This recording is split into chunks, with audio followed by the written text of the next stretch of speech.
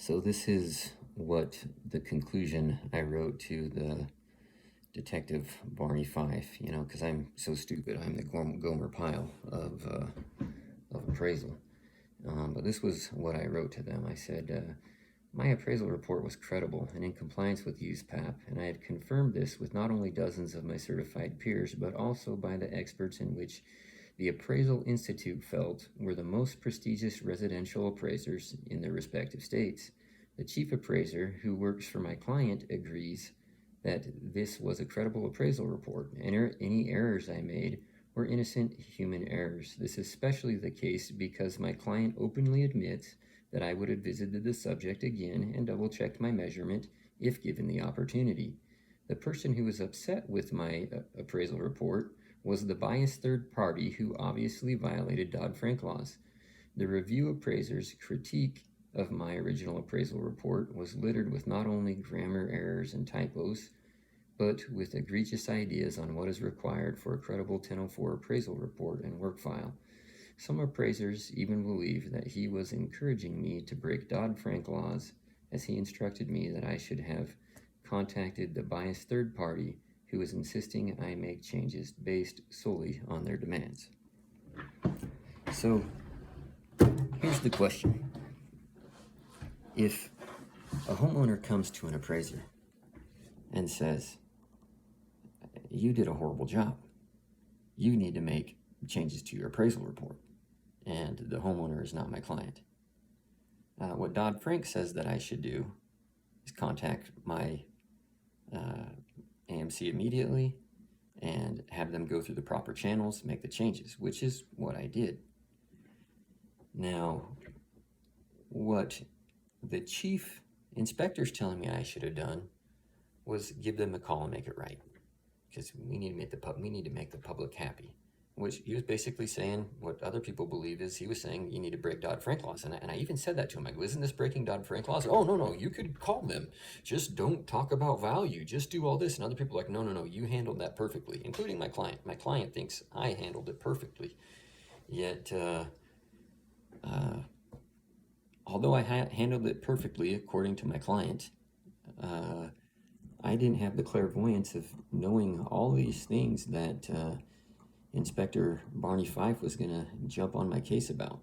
I didn't realize that jaywalking was going to get me locked up. Now, the thing that I could have done, and appraisers know this, the thing that I could have done was I could have gone back and turned in a ridiculously uncredible appraisal report.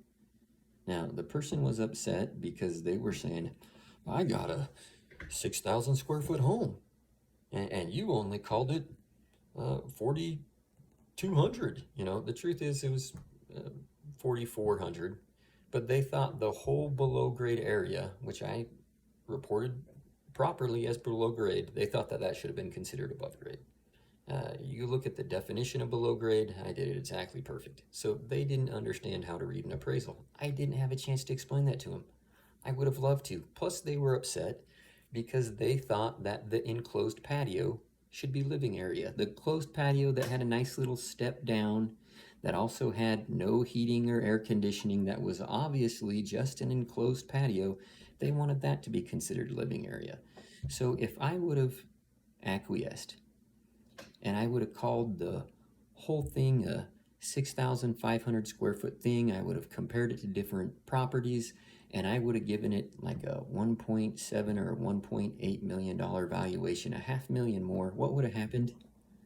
That homeowner would have been so happy, and I would have never got turned in.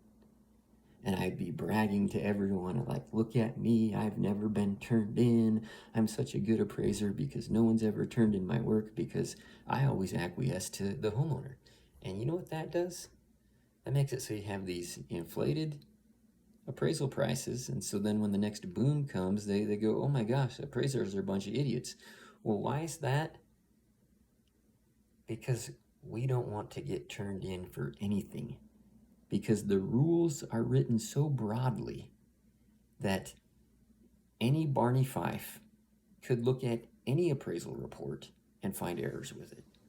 So that means if we don't have the clairvoyance of being able to read the mind of Inspector Barney Fife. Now, I have talked to one person who I believe was an absolute wonderful appraiser. I only spoke to her a day. She was my teacher.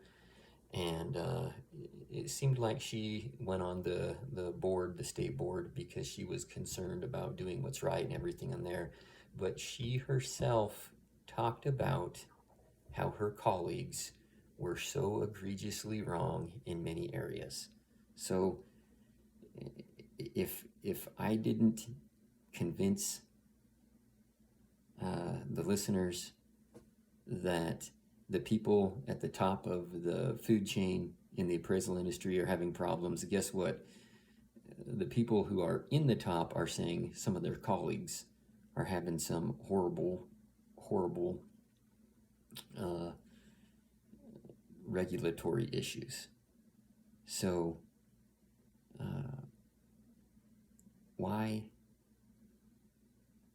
are appraisers so ridiculously stupid? Well, guess what? The wonderful ones that are the most prestigious ones, who are the top recommended ones by the Appraisal Institute, those are the ones that are getting paid $300 an hour to testify in front of courtrooms. Those are the ones that I spoke with, and the ones that are the Detective Barney Fifes, they're the ones that go, well, gee, I really haven't accomplished much in my career, but I can have this smug sense of I'm so wonderful if I can get put on the board. And then I can say to people, I've been doing this for 45 years. How long have you been doing this for? And end their sentences with prepositions, show that they're not very intelligent, and